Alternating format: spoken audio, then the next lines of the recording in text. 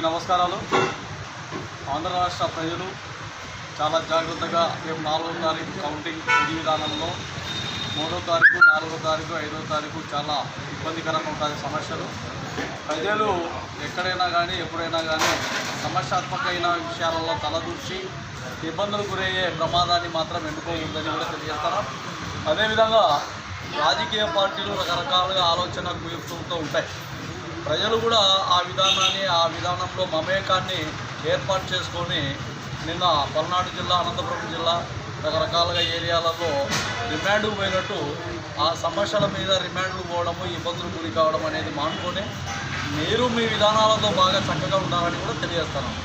ఎందుకు తెలియజేస్తున్నామంటే రాజకీయ నాయకులు ఈ రాష్ట్రంలో కానీ దేశంలో కానీ వాళ్ళందరూ ఒకటే. ప్రజలే ఇబ్బందులు గురయ్యే ప్రమాదాలు. ఈరోజు దాదాపు 1200 మంది రిమాండ్లు ఉన్నారు ఆంధ్ర రాష్ట్రంలో, బాగా గుర్తుపెట్టుకోండి. కానీ వేరే వాళ్ళు నాయకులు పరారులో ఉన్నారు, వేరే రాష్ట్రాలకు వెళ్ళిపోయారు, వేరే దేశాలలో ఉన్నారు.